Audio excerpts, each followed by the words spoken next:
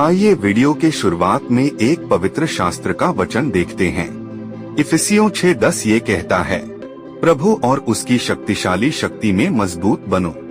मैं हाल ही में परीक्षण के दौर से गुजर रहा हूँ और इस प्रक्रिया में मुझे कुछ ईश्वरीय सिद्धांतों की याद आई। ईश्वर हमसे कई तरीकों से बात करते हैं, खासकर कठिन समय में, और यह सुनना महत्वपूर्ण है कि वह क्या कह रहे हैं, और इसलिए उनके साथ हमारे रिश्ते मजबूत होते हैं। उसके रास्ते हमारे रास्ते नहीं हैं। यशायाह 55:8 में लिखा है, मेरे विचार तुम्हारे विचार नहीं हैं, ना ही तुम्हारे मार्ग मेरे मार्ग हैं। प्रभु की वाणी है, हम रास्ते तलाशते हैं और जवाब मांगते हैं। हम जो चाहते हैं या सोचते हैं कि हमें जरूरत है, उसके लिए हम मदद के लिए प्रार्थना करते हैं। हमें वास्तव में क्या चाहिए? क्या यह हमारे जीवन के लिए परमेश्वर की इच्छा के अनुरूप है? क्या यह उसकी महिमा को दर्शाता है? यदि हम अपने लिए या दूसरों के लिए मार्गदर्शन की तलाश में हैं, तो क्या हम उसे अपने तरीके से ऐसा करने की अनुमति देते हैं? लूका 22:42। यीशु ने पिता से कहा, मेरी नहीं परंतु तेरी इच्छा पूरी हो। क्या हम उसकी करुणा और बुद्धि पर भरोसा कर सकते हैं? यह हमारी आशा से भिन्न हो सकता है, यह हमारी अपेक्षा से बिल्कुल भिन्न हो सकता है, लेकिन उसका मार्ग हमेशा सर्वोत्तम होता है। हमें निर्माण के लिए एक निश्चित नींव की आवश्यकता है। यीशु परमेश्वर हैं। क्या हम व्यक्तिगत रूप से यीशु मसीह को प्राप्त कर सकते हैं और उसे अपने प्रभु और उद्धारकर्ता के रूप में स्वीकार कर सकते हैं? क्या हम सचमुच जानते हैं कि वह कौन है? प्रकाशित वाक्य 22:13 ये बताता है कि मैं अल्फा और ओमेगा, आदि और अंत हूँ। लूका 22:69 ये कहता है, सर्वशक्तिमान ईश्वर के दाहिने हाथ पर बैठा हूँ। यीशु मसीह तो स्वयं परमेश्वर की महिमा है। मैं हमेशा आपके साथ हूँ। क्या हम उसके वादे में सुरक्षित हैं? हमें परमेश्वर के सामने साफ आना होगा। क्या हमने अपना पाप कबूल कर लिया है? राजा दाऊद को एक समस्या थी, उसने इसे छिपाकर रखने की कोशिश की।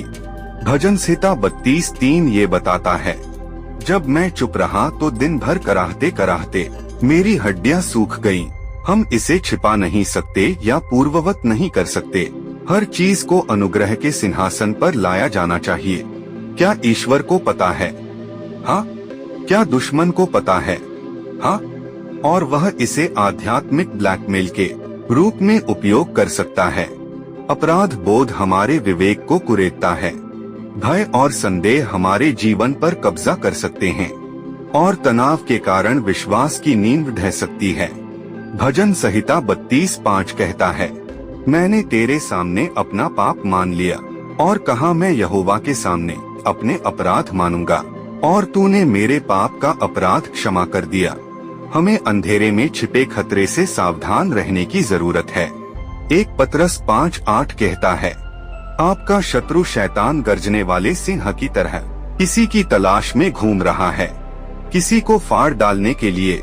वह शुरू से ही परमेश्वर के राज्य को नष्ट करने का इरादा रखता रहा है, और ऐसा लगता है कि इस पीढ़ी में वह अपनी पकड़ बना रहा है।